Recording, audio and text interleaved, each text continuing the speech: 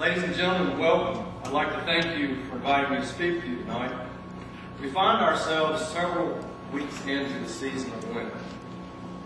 Over the past several weeks, you've been told to consider the wilderness, to allow yourselves to experience the dry and arid desert that is Lent. In worship, the flowers have been removed, the music has become sullen, the pyramids have been changed to purple. You've been told that it's traditional to fast during these 40 days of Lent. Unfortunately, we as members of the church sometimes find ourselves involved in worship practices that we don't truly understand. I grew up in the church, but the church that I grew up in didn't follow the liturgical calendar. So at times I found myself a little lost on subjects like Ash Wednesday or Lent would come up. So after a little bit of investigation and research, I found out that I might not be alone.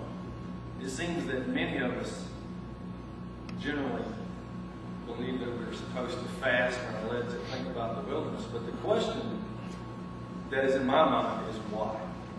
Why are we supposed to consider these things? To answer this question, we'll investigate three concepts about the fast and its purposes. Fasting during Lent is not about improving oneself. It's not about just sacrificing something to God. It's about growing closer to God.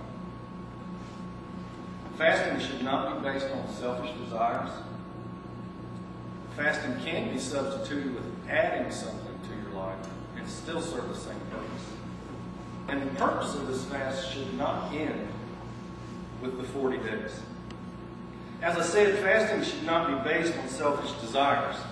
What I mean by selfish desires is you would not want to give up a daily meal simply because you want to lose weight. You would not decide to give up a vice such as alcohol or tobacco simply because your doctor told you it was time to do it. A Lenten fast is an act of true self-denial for the purpose of remembering God's grace.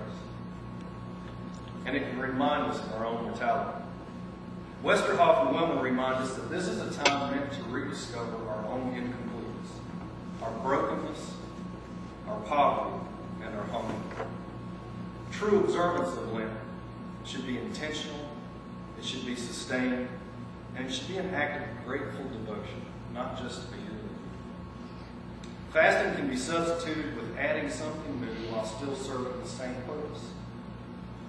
This is becoming a more widely accepted practice in many churches today. Some will commit to extra time in prayer or to read extra scriptures each day. Some will visit the sick or the shut-ins and share this season with them.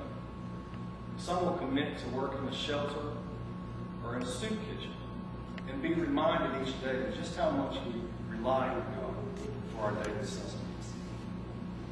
Again, observance should bring us ever closer to God by reminding us of His grace and our mortality. Fasting's purpose doesn't end on the 40th day of Lent. And while the fast may end with Easter, our heightened awareness of God, His grace, and His mercy should carry us forward in our faith. Hickman and his associates titled their chapter on Lent, From Ashes to Fire.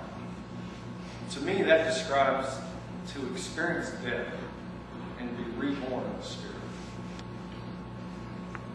We realize that though we're doomed by our own mortality, through God's grace, we may yet still live and grow closer to Him. In this season, we're told of the wilderness, of a time of fasting and wandering in the desert. But knowing's only part of the picture. You must understand the purpose behind the practices and the metaphors if you truly experience the season of Lent. Lent is meant, like a lone tree in the middle of God's creation, is meant to remind us of our absolute need for God, our absolute, unlimited necessity to rely on Him. In the end, whether we decide to give something up or begin something new, we can rob ourselves of the purpose of Lent through our own selfishness or our own limitations. Simply knowing is not enough. We need to understand to truly experience.